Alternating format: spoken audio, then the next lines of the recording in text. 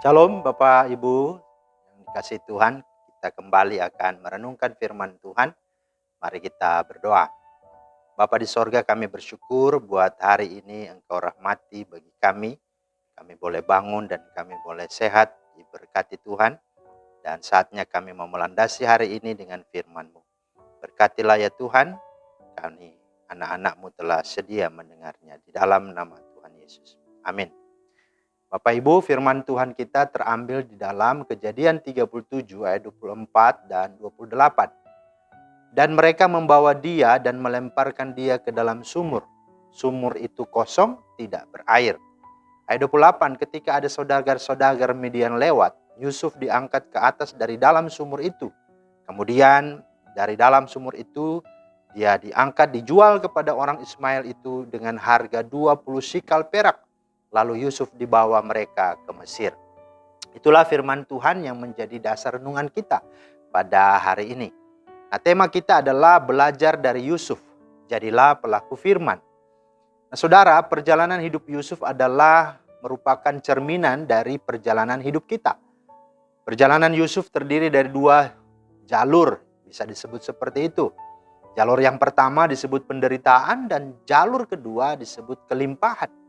Yusuf harus masuk lebih dulu pada jalur penderitaan sebelum ia berada pada jalur kelimpahan. Penderitaan Yusuf mungkin menggambarkan pengalaman ya kita juga.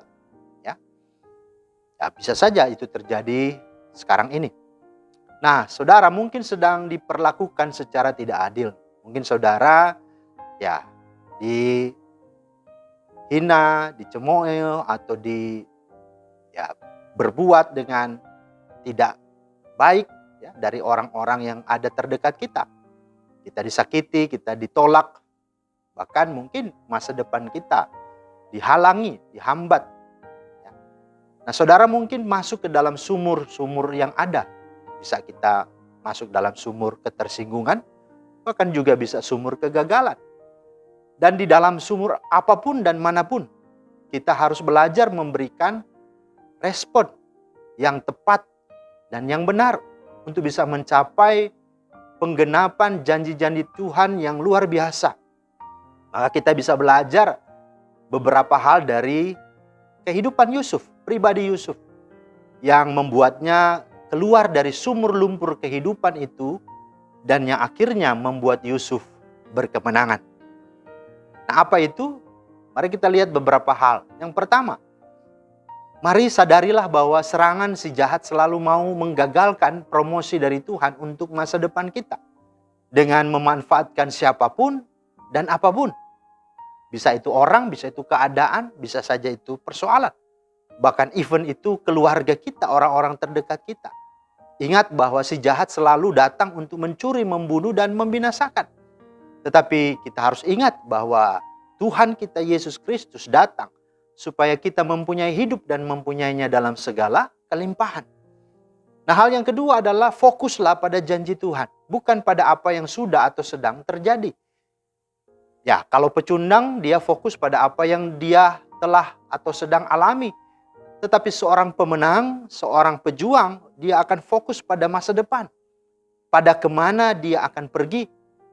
Jika saudara ingin keluar dari sumur, maka fokuslah pada kemana Tuhan mau Anda berada di sana. Bukan kepada apa yang sedang Anda alami. Yang ketiga, tolaklah segala kepahitan dan luka batin yang hendak merasukimu. Reaksi Anda terhadap perlakuan orang atasmu akan menentukan bagaimana perlakuan Tuhan terhadap dirimu. Lukas 6 ayat 31 berkata, dan sebagaimana kamu kehendaki supaya orang perbuat kepadamu, perbuatlah juga demikian kepada mereka. Janganlah membalas kejahatan dengan kejahatan, tapi balaslah kejahatan dengan kebaikan. Karena suatu waktu akan tiba harinya, Anda akan tuai apa yang Anda telah tabur. Dan ingat, Tuhan akan membuat segalanya itu akan menjadi indah pada waktunya. Yang keempat, ketahuilah bahwa orang-orang yang menyebabkan saudara menderita, itu sesungguhnya tidak berkuasa mengontrol masa depanmu. Perhatikan, Yusuf disakiti, dia dihianati dan dijual oleh kakak-kakaknya. Tetapi mereka tidak bisa mengontrol kebahagiaan Yusuf di masa depannya.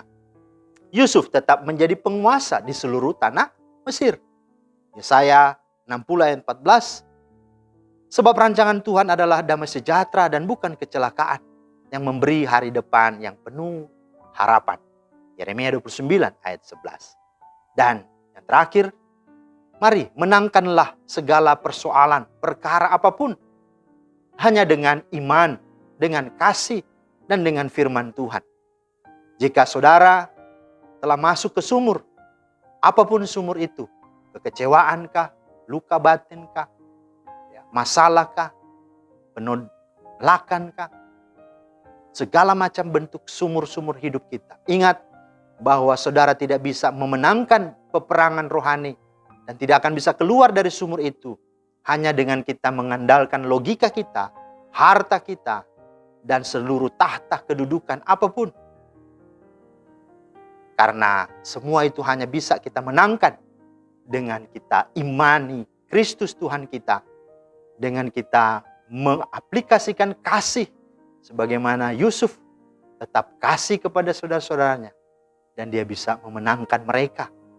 Dan firman Tuhan itulah yang menjadi penopang dasar kekuatan untuk dia bisa terus ada di dalam kehendak Tuhan. Karena itu mari saatnya kita tidak lagi hanya menjadi pendengar-pendengar saja. Mari saatnya kita menjadi pelaku-pelaku firman Tuhan. Tuhan Yesus mementeraikan firman dan memberkati kita semua. Amin. Terima kasih Tuhan atas firman-Mu. Mohon hikmat pengertian Roh Kudus untuk kami boleh lebih dalam lagi memahami, terlebih memberi kami kemampuan untuk dapat menjadi pelaku-pelaku firman-Mu sebagaimana Yusuf, sehingga kami boleh keluar dari sumur lumpur dari apapun masalah kami dan boleh mengalami kemenangan. Demi Kristus kami berdoa. Amin. Demikianlah firman Tuhan hari ini menjadi berkat. Selamat beraktivitas. Tuhan Yesus memberkati. Shalom.